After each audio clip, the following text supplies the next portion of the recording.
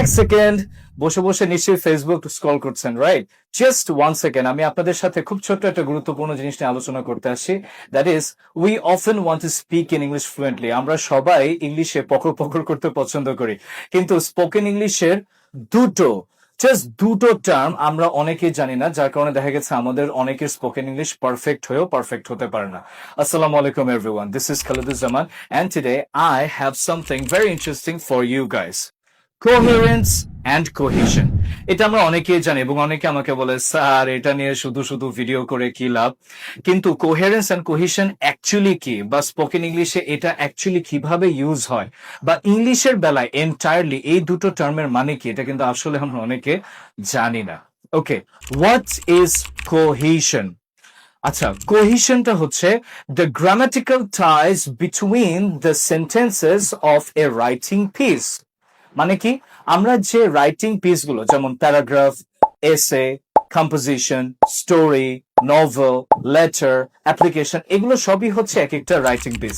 তো এই রাইটিং পিসের মধ্যে যে সেন্টেন্স গুলো আছে, এই সেন্টেন্স গুলোর মধ্যে যে গ্রামাটিক্যাল টাইজ, মানে টাই মানে কি, গিট্টু, বাঁধন, এই গ্রামাটিক্যাল বাঁধনগুলো যেটা এই সেন্টেন্স গুলোকে একত্রিত করে রাখে, এটাই হচ্ছে cohesion.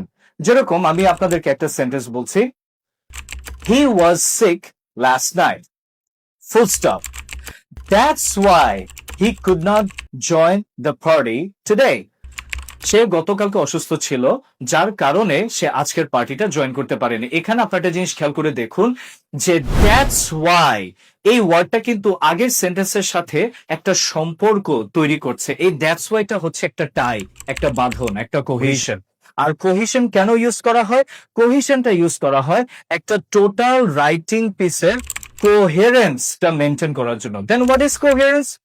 Coherence is the logical connection between the ideas presented in a writing or a spoken speech.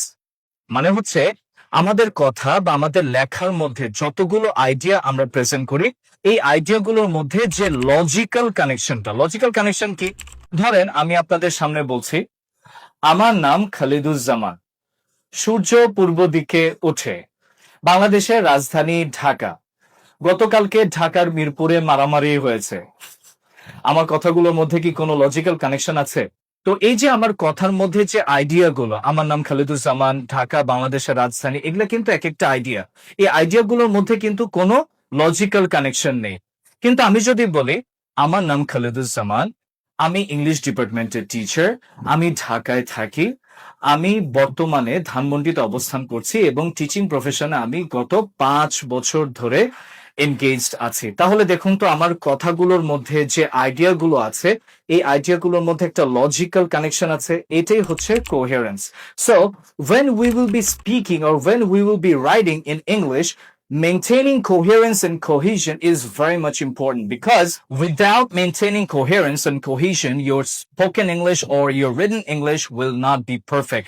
And for this reason, many of the IELTS candidates, they fail to achieve their desired band score. Okay, so from now on, please try to maintain coherence and cohesion in your spoken as well as in your writing test. And if you want to engage, or if you want to get yourself admitted in our courses, please knock at the official WhatsApp that you can see at the bottom of the screen. সবসময় মনে রাখবেন, ইংরেজিতে সহজে শর্টকাটে কোনো technique নেই। It's all about practice, practice and practice. Alright, দেখা হবে নেক্সট একটা ভিডিওতে। সময় দেওয়ার জন্য থ্যাংক ইউ। আসসালামু আলাইকুম।